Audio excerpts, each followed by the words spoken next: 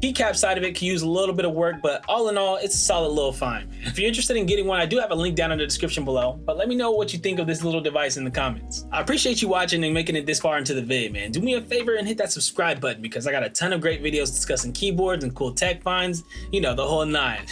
But until next time, my name is Zeke of Zeke Digital. I'll catch you guys on the next one, man. Peace.